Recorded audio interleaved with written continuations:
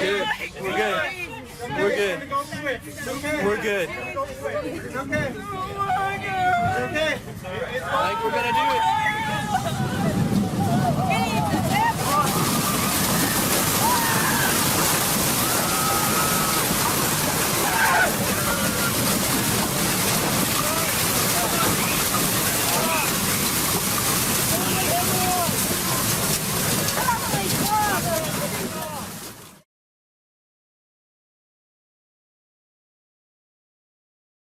As I remember, the winds had kind of, blowing rain and things, but it was still just the rain that we were trying to get out of or get off the road, let it go by.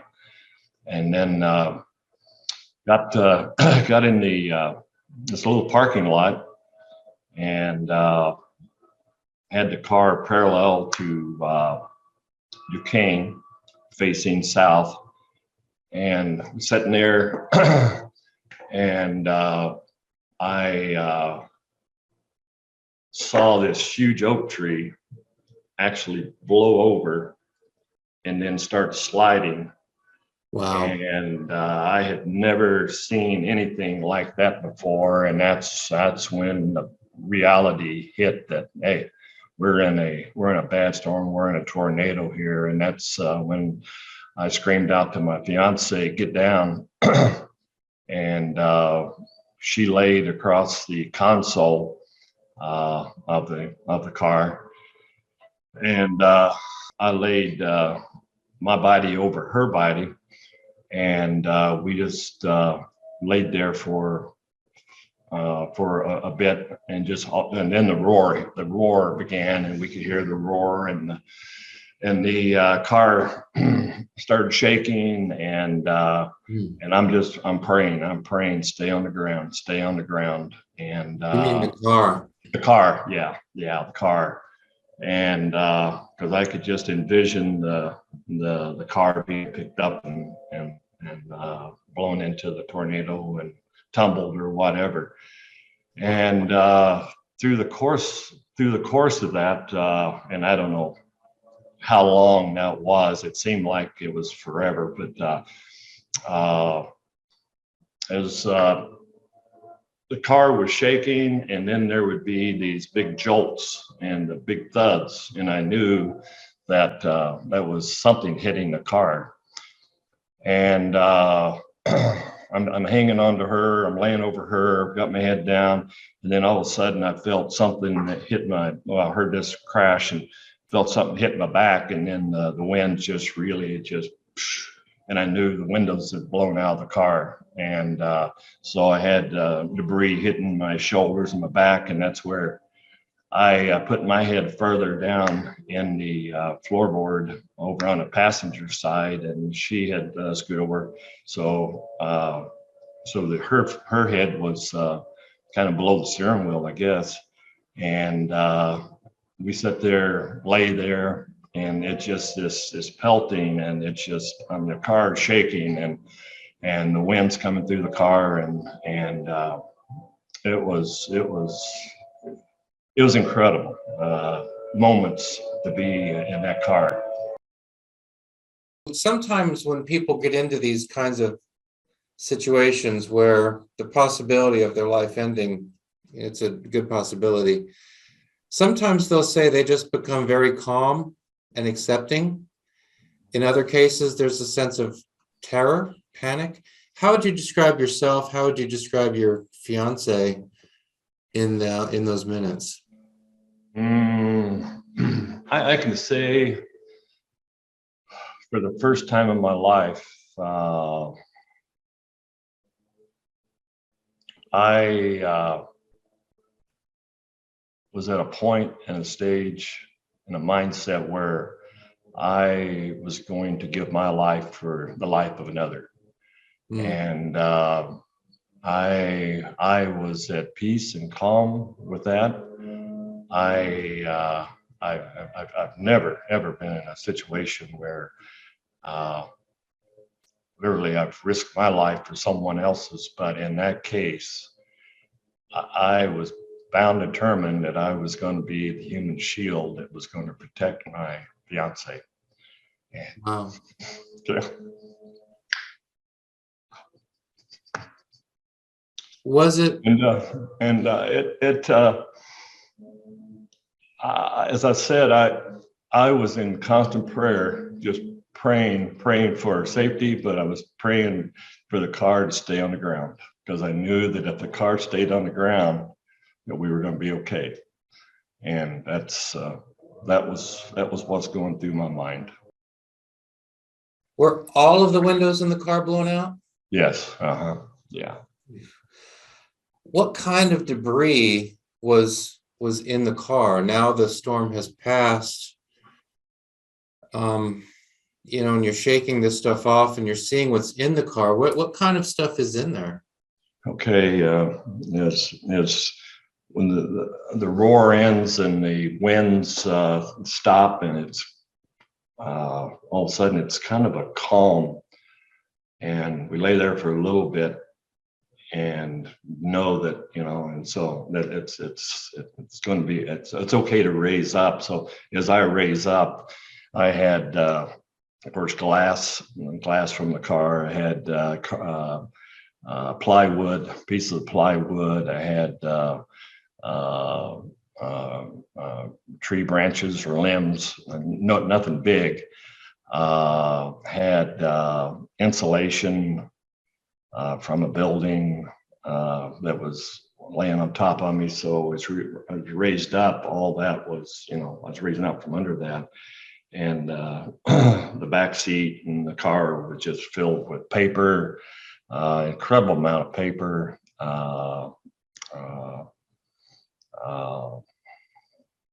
And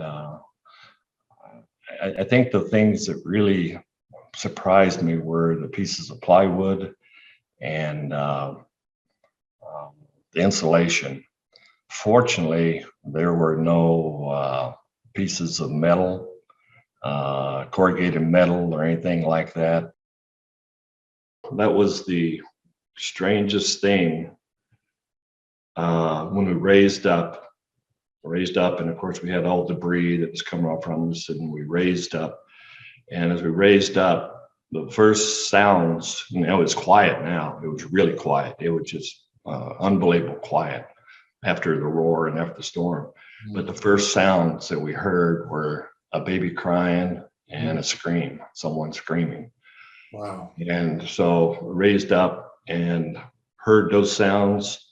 And what really, I think, that I remember the greatest was to have that view of what was no more. We were sitting in an area that had been flattened. It was just leveled. And here we were in this zone of total destruction. And, but yeah, what was no more. When we parked there, it was a normal place, and within minutes, it was gone. And we had survived right in the middle of it. Yeah. So, I'm getting this image in my mind. The storm has passed. You and your fiance both get up. You've got all this debris that's covering you, that's falling off. Paper and wood, you've said, and little branches and insulation. Do you remember the first thing either of you said to one another after that had happened? I don't. I don't.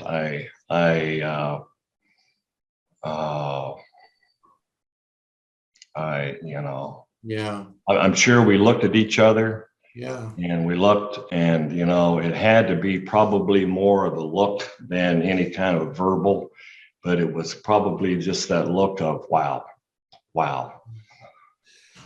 And did you sit there for a while in sort of dumbfounded silence, or did you begin to respond immediately to things that were happening outside the car? Didn't sit there very long. Sit there for a little bit, and all of a sudden could hear more screams. And I think there was one baby, could have been two babies that were crying. And I felt compelled to obviously get out of the car, need to get out of the car. So I went to open my door and my door wouldn't open. And so I could see the mirror was hanging down, the rearview mirror hanging down by wires.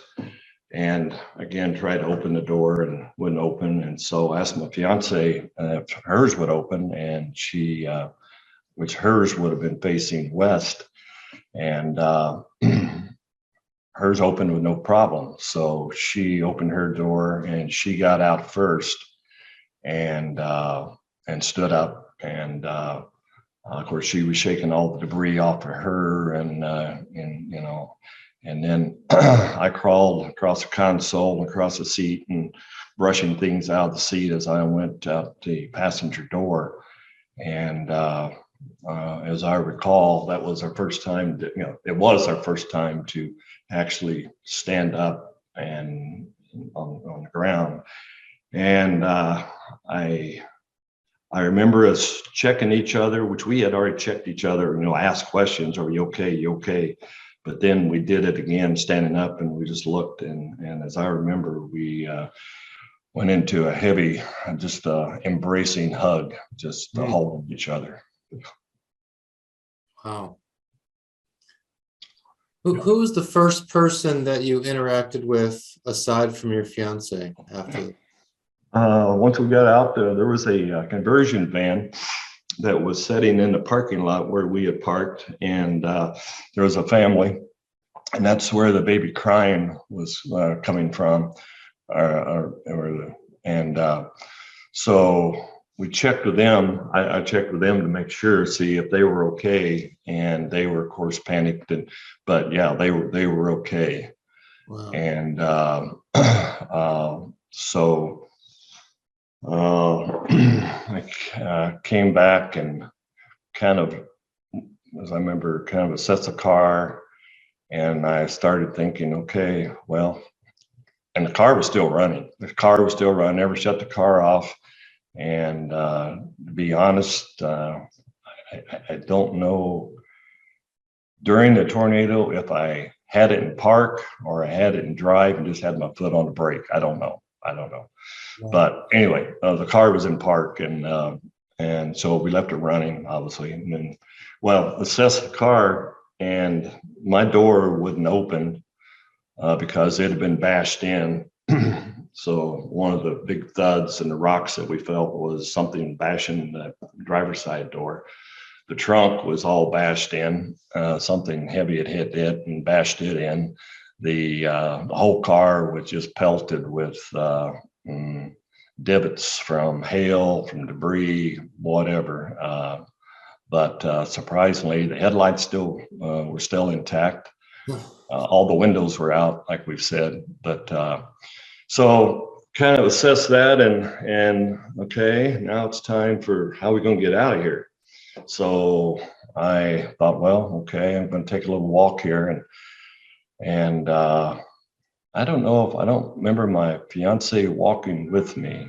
She may have, or she may have stayed back with the people that were in the conversion van. But I started walking south up 20th Street, up Duquesne to 20th Street, and as I started that little walk, I saw a lady coming down Duquesne, coming my way, and she was wearing a flowing formal gown, and she was kind of wobbling and just having trouble walking, and sort of sobbing. And so I rushed up and got her, and she was a young lady. She was just, of course, drenched with water and everything, and she had survived the tornado in her car up at the roundabout at Duquesne and 20th Street. And she'd gotten out of her car, and for whatever reason was coming down Duquesne, and I grabbed her and put my arm around her and put her arm up over my shoulder and just walked with her. Wow. And took her down, and she was sobbing. She was shaking. She was just shaking. I don't know if it's from trauma or if it was, cold and she was wet. And, I mean, she just had, like I said, a formal gown on. So took her to the car, and we were able to, we opened the back doors and cleaned all the debris out of the back seat, and was able to get her in the back seat of the car, and had a sports jacket that I had worn to the graduation, and I covered her up with that, just give her some cover and some warmth. I recognized the young lady after we got her down and got her in the car and everything, and we had seen her just maybe an hour and a half prior to that. She was a valedictorian of the class, and she had given an